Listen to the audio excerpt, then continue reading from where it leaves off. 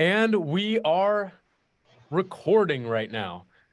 So, hello, everybody. This is Vincent Baker at Xenia High School, and this is our next episode of the Xenia Black History Month podcast. Today, I have with me Gini Meekin. Yep, there you go. There we go. There we go. Yeah. I'm so sorry. Pronunciation, not my strong suit. It's all right. So, Ginny, go ahead and introduce yourself. I'm Gini Meekin. I'm a sophomore at Yellow Springs High School. I'm 15, and I want to go to college for political science. Is that enough? Yeah, that's good. That's good. All And right. And let's talk about one of the biggest reasons that I wanted to interview you for this week's episode. Okay. You and I both have had experience working with the Young People of Color group that Coach John Gudgel has worked on over in Yellow Springs.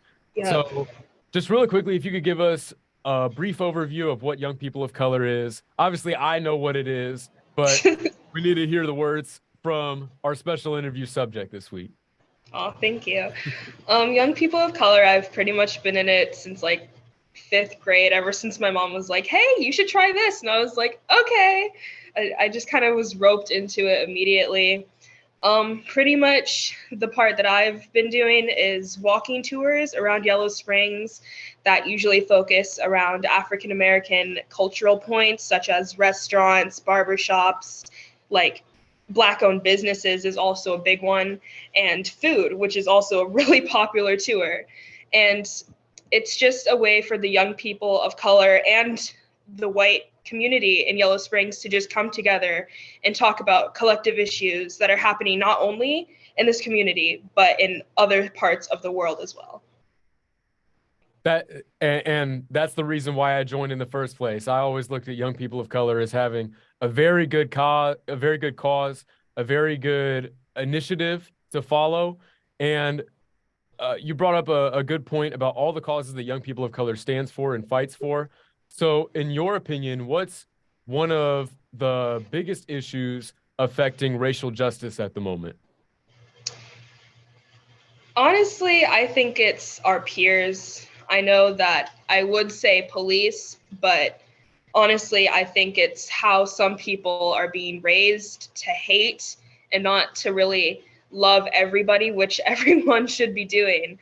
But I feel like one of the biggest problems comes from the older generation who are taking all of these lessons that we got from like segregation and slavery and just pouring them into the children, specifically white children. And then they are just sort of pushing all of that hate onto their African American peers. And I know that Yellow Springs is like a very liberal town, but honestly, we probably have a lot more race issues and racist comments and all of that happening here than probably anywhere else. But I think the difference is that our school actually comes together to do something about it. I can't really speak for other schools because I've never been there, but we have a small committee that will find these issues and put a stop to it. And I really think that the collective issue is really just our peers and their older generations just kind of pushing hate and more hate when we should really be teaching others how to love and respect. And we're both Gen Z, Mm-hmm. and that's a good point you brought up about the older generation not acknowledging these new social issues that Gen Z is constantly looking to fight against and constantly looking to reform. I'm sorry. No, it's all right. It's okay. We'll try to find a way to edit that out. All right. But yeah, you raised a very good point about older generations not acknowledging these new social issues.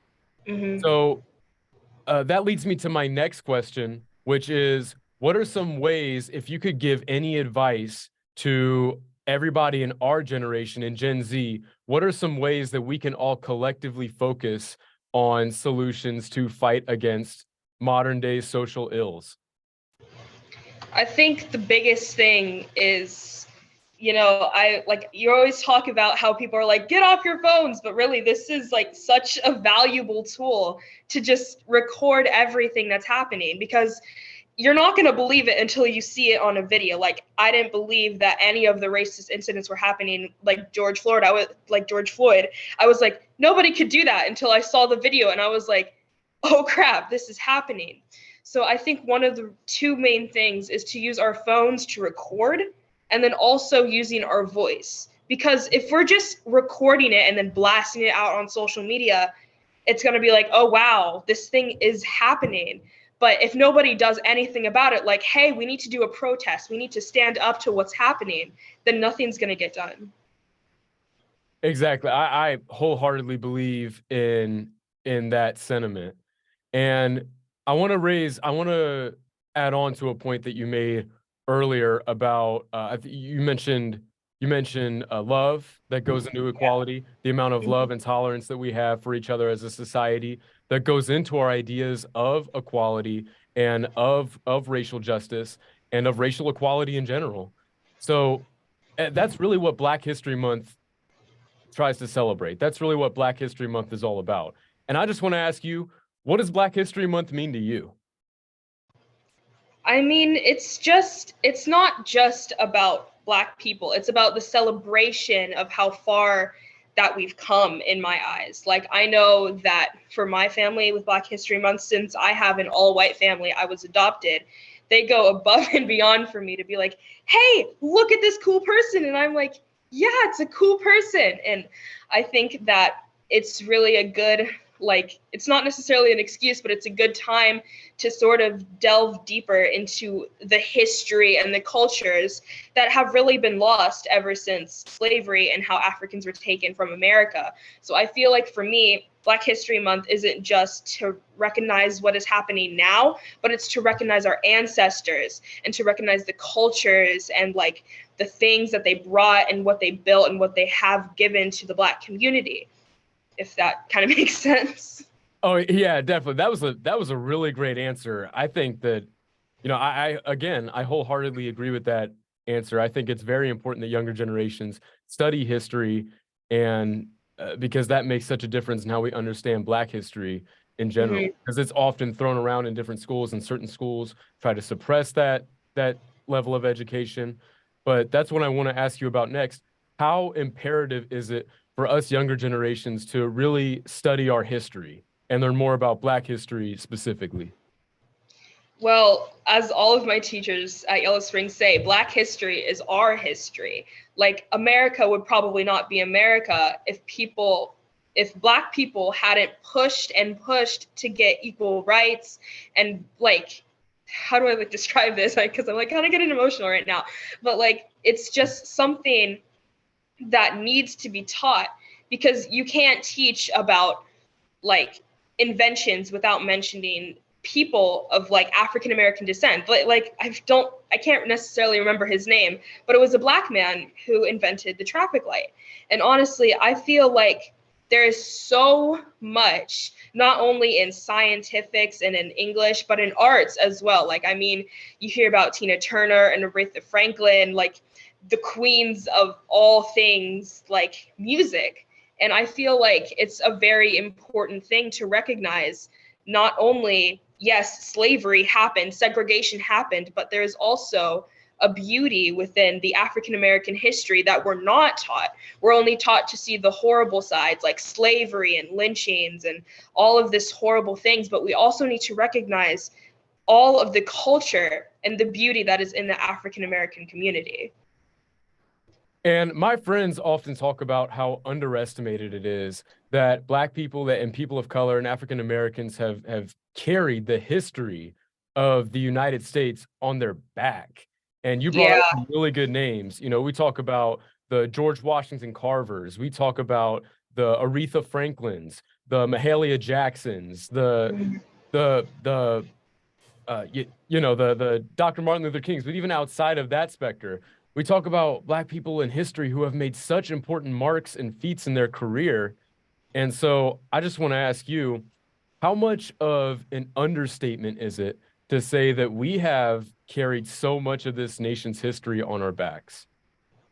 That is such an understatement because I don't like we've built ever like not like us, but like African Americans have built so much and they've introduced so much like the AAV like slang that was from African Americans. And like a lot of modern pop things that we have now If African Americans didn't introduce that, we would not have anything now.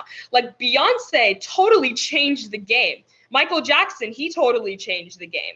Like everything from African American culture is such a huge part of our lives now. I feel like it's just horrible to not mention the amazing things that the African American community has done. Definitely, definitely. And even outside of the world of hip hop, the world of sports, those are often categories in society that people look at and they say, "Oh yeah, people of color, successful people of color in the United States." We think of Michael Jordan, you think of Tupac Shakur, you think of very famous artists and athletes. But really, Black people have made a difference in all industries in society. So just just out of curiosity, who are some of the Black people who have been involved in politics, in government, in science that you have found particularly interesting to study their fields? Ooh, dang, I gotta find one. Take your time. Take your time. All right. Hey, there are Um, plenty to choose from. I mean, like, I guess I wouldn't necessarily say she was involved in politics, but Oprah Winfrey was the first Black woman billionaire. And honestly, like, we learned about her in one of my acting classes, and I thought it was so amazing. And people were like, Oprah, you should run for president. And she was like, no. And I was like, she would have made such a good president because she's done all of these things. She's built schools for Africa. She's like, for like women, she's focused on women education, and she's so open about her life. And like, she's such a generous woman. Like, you don't see billionaires like Elon Musk and like Jeffrey Bezos and Mark Zuckerberg just doing all these things for the community, but Oprah has done so much. Like in one of her shows, she got every single audience member a new car. And like, I thought that was so interesting because not only does she focus on having her own career, she is also giving back to the community. And I feel that is like such an inspiration. Definitely, it definitely is. And it makes you wonder how many obstacles that she encountered throughout her career to try to impede her success. Sorry, you sounded like you had something to say. No, it's okay. Yeah, she definitely probably had to encounter so many numerous obstacles that judged her on the basis of the color of her skin and not the content of her character. And I Mhm. always appreciate that quote from Dr. King when he said in his speech, I would rather have my kids judged by the content of their character than the color of their skin. But unfortunately, as we frequently study, there are a lot of systems that go against that philosophy that impede people of color success based on the color of their skin. So, have you experienced, or do you know anybody who has experienced any form of discrimination in a way based on the color of their skin? Ooh, personally, for me, I don't think so, unless there's some microaggression that I wasn't necessarily aware about.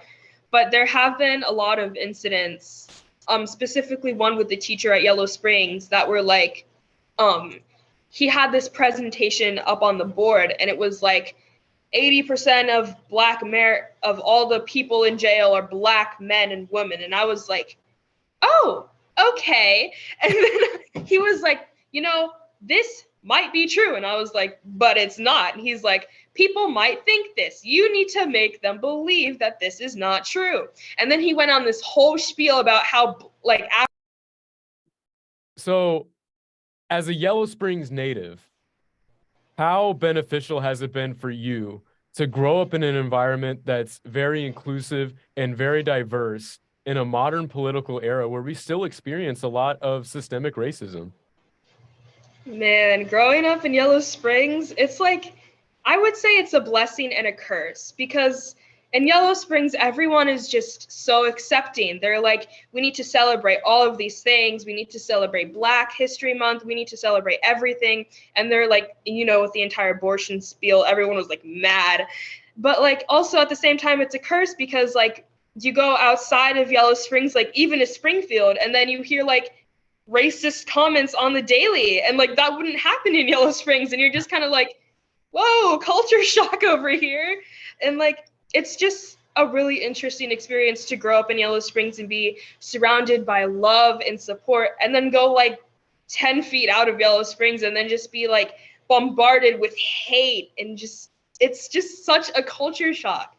But I think one of the things is that I want to, as a Yellow Springer, kind of spread the influence of love that this town has taught me into other communities that are kind of like Yellow Springs, and kind of focus on love, even though I know that there's really not a lot in Ohio. But I feel like as a Yellow Springer, and I want to travel like everywhere, I feel like it's kind of my job to sort of spread love and creativity and respect to all people of color and everyone. Definitely, definitely. Uh, several students and I, we want to champion causes like this all the time. My co-host Chloe, who just co-hosted the last episode with me, and she's usually a co-host with me on Bucks TV. She and I are very passionate about racial justice, and coincidentally enough, we're both very passionate about politics. We both want to be involved in politics. So, people like you who want to spread love and want to do good for the people around them, it's just amazing that we have people like you in our world, especially in Ohio, where, like you said, there's a lot of Very red state. oh yeah, oh yeah. And in Xenia especially, we have some hate over here. So, as somebody who wants to go into political science in college, that's what you said you wanted to study, right? Mm-hmm.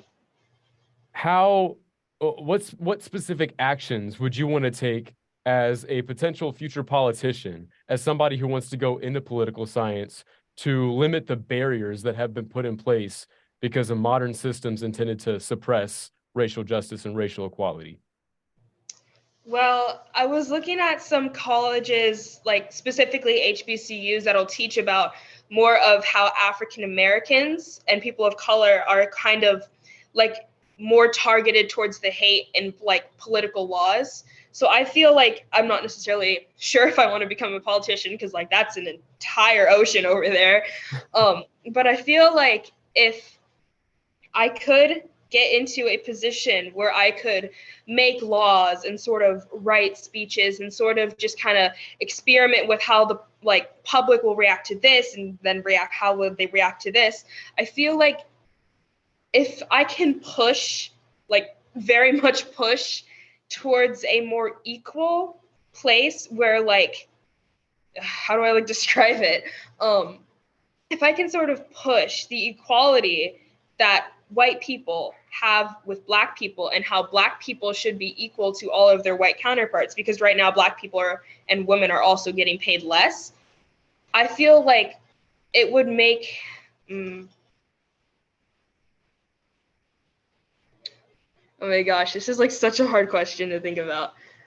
I just kind of want there to be a kind of, because right now most politicians are white, so I feel like if African Americans saw an African American woman, no less, just kind of step up to the plate and just kind of be a presence there, I feel like they would have more confidence to speak out and be like, hey, this isn't right and we need to change this. I feel like if there was a person of color, and like a person, like a woman like me, a person of color who is also like a woman, I feel like there would be some level of confidence that will just kind of raise the Black community up, and just collectively, as they could just speak out against all of this racist organizations and police officers, and just be like, hey, there's a Black woman in politics. Now we feel protected and we can speak out against racist sort of comments and all of this stuff that's like happening. It was like a little rant, but I'm like, sorry. No, it's okay. We need rants like that. Honestly, they bring more awareness to issues like this. So, and I just want to apologize. I didn't mean to assume that you want to be a politician just because you said you want It's okay. political science. If I got to be a politician, that's that. Woo! Yay! I mean, we need like more women of color in office. So you're right. You're absolutely right. Especially like you said, women of color. And that's what I want to emphasize with this next question, because there's often the concept that we talk about intersectionality, how different forms of discrimination, such as racism, sexism, classism, and discrimination against religion and discrimination against income, how they all kind of intersect in a way. How true is that, in your opinion, that different forms of discrimination can intersect? Different forms definitely can intersect because all this slang about living in the hood and the ghetto. It's just like a poor community that focuses on Black people. And it's like, the stereotype of an angry Black woman. There's a lot of just stereotypes that focus on just combining racism and sexism and classism. And they're just ugly terms. And I feel like these terms are so hurtful, but people keep using them and combining not one, not two, but sometimes even three classes and just combining them and just making such a hateful environment. Like, yeah, it's already hard enough to be Black. It's hard enough to be a woman. It's hard enough to be lower class. But if you combine all three of these, it's like a direct punch to the stomach. And it's just like so horrible that people have the need to just combine all of these things that can bring a person down and then just use them in an insult, and then just that person just completely shatters. Definitely. And a lot of that is derived from just the hate that people have, right? Really, Yeah. discrimination is just a byproduct of people's hate towards people and of a certain class, but just people's hate towards other people. So Mm-hmm. whether it's in the school environment or the work environment, what are some steps that even just one person, let alone a group of people, could take to make their environment more inclusive and more safe towards all people? I feel like in schools, there should be a system where it's like providing support to the people who are lower class, who maybe can't afford food every day, who maybe can't afford new clothes, a book bag, and books. I feel like there should be a system in place. Like, even if it's just like alumni donating things or like people from the community donating things, I feel like there should be a little place or like a little kind of system or shop that, or not even like a shop, just like a little donation bin where people and kids can just pick and like choose what they need for classes. And then for women and African Americans and other people of color, allies. Like, I know that we don't necessarily pay attention to the allies as much as we do to the minority group, but allies. We need more people of we need more higher class people. We need more men. We need more white people speaking out against these issues passionately. Because if you get confronted by like a group of Black people who say, hey, we need this to change, chances are they're not going to listen. But if it's a group of Black people and white people evenly mixed together, then there's going to be change. Because it's just, you can't just expect one minority class or like the lower class or women to just come together, because then that's just going to be an entire mess of stereotypes and name calling. But like, if you just combine all of these classes, like higher, middle, and lower, and then women and men and non-binary, and then African Americans, Asians, and whites, and just combine them all together in these groups, then they're going to be stronger. And then the names probably won't hurt them as much because their counterparts. Yeah, it was just my bell. That's Their okay. counter. We can edit all that out Okay. in editing, so we're good. Keep going. So then their counterparts are also just going to come together in this strong community, and we're going to build each other up.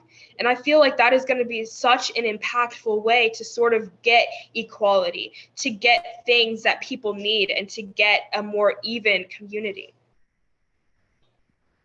I 100% agree with you. I wholeheartedly advocate for diversity and equity everywhere.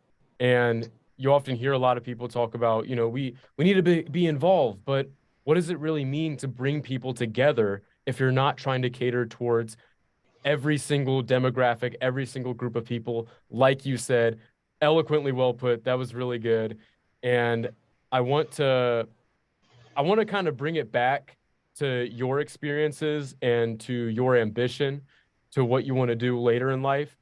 Are there any specific groups that you want to partner with, that you want to work with to advocate for the causes that you want to advocate? I feel like If I was going to get a degree in political science, I would have to take it kind of one little step at a time, focusing on what maybe like one town or one city, and then maybe trying to straighten things up there and build a community that is closer together there before moving to the next town or the next city and then the next state. And then also, if I do kind of like build up a little repertoire, a little handbag of like little tools that I can use, I would like to go abroad and maybe fix things in other countries such as Africa, maybe bring in some tools, and maybe like I want to kind of be like Oprah and be able to build things that people need that are in other countries. I want to advocate for women's rights in like Afghanistan, Tajikistan, all those other countries where women are viewed as lesser. I want to advocate for people who are struggling to deal with stereotypes because of the color of their skin or because of their gender or because of their class. So yeah, if that makes any sense. No, me too. Me too. I want to go into diplomacy and international humanitarian work. So what you described, your line of work that you want to go into is sort of what I want to involve myself with as well. So that's really cool. You know, I respect that. I love that. Thank you. So compared to what it should be, if you had to give it, I don't want to say a ranking, but for lack of a better term, a review. A How would review. you, yeah, how would you describe modern society's observance and analysis of the problems? And this is worldwide, not even limited to just in the United States, but globally. How how much do we undermine the issues that stifle the progress of Black people across the world? Ooh, I think I'd give it like a 2.5 stars, honestly, because in my opinion, there are people who are actively like woke and are actively knowing and educating themselves on these problems. And then there's another percentage of like, what can I do to help? And people go on mission trips and like just kind of travel all over the world, all over the world to kind of like spread the idea of love. And then there's another like the other 2.5% that is either just focused on themselves or just focusing on pure hatred. And like, you know, all these like stereotypes of people like across the world, you know, and it's just, and you know, it's just this kind of horrible thing that people are just so self-centered and always like, hey, look at me, I hate you, and just not focusing on the issues that other people are having in other parts of the world. They're just so focused on, yeah, Donald Trump, build a wall, stuff like that. And it's just like, dude, we're focusing on problems of a first world country that is fine when we need to look at the third world countries whose kids and people are starving so much that there's like literally no meat on their bones and you can see their bones through their skin. Or you need to focus on the oppression that's going on in Middle Eastern countries, or you need to focus on the military presence in China, Russia, and Ukraine, and you need to focus on all of these horrible things instead of isolating yourselves by building a wall to not let immigrants come in. Because I'm just going to say it, America thrives with immigrants. Like it's the entire community of America is literally built on immigrants. Like they're much smarter than us. I'm just going to say that. They're so much smarter than the majority of America. I'm just going to say that. And people are just so closed off because they think that they're invaders. They think that they're going to take their jobs, but they just want equal opportunity at life like the people who are hating.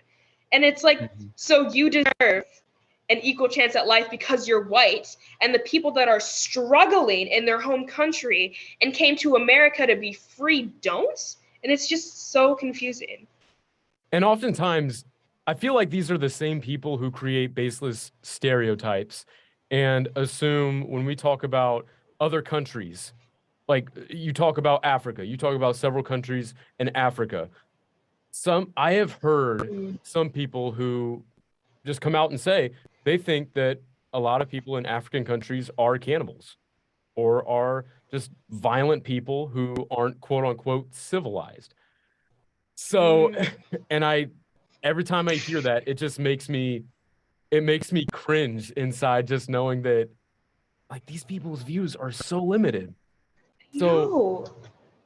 the whole idea behind a stereotype, how does that how could that be changed? How could we influence society to think, hey, stop looking at these other countries as primitive and start analyzing everybody in the same manner as we analyze ourselves?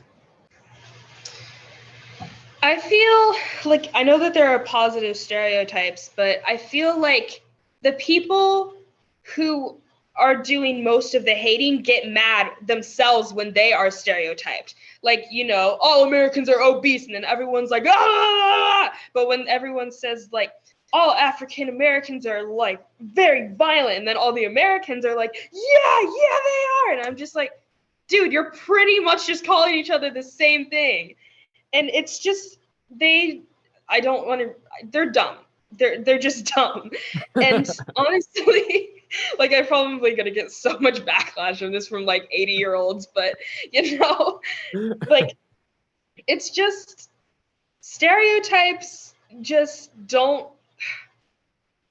they just don't need to be there. Like, there's no other way to put it. They're dumb, they're stupid, they're childish, if anything. They're very childish, and it's probably just a last resort if you're mad to just call someone a stereotype. And it's just like, are you that immature that you have to go to the point where you are degrading someone just because of what they look like or their gender, that you have to make a very personal attack? And it's just it's so stupid.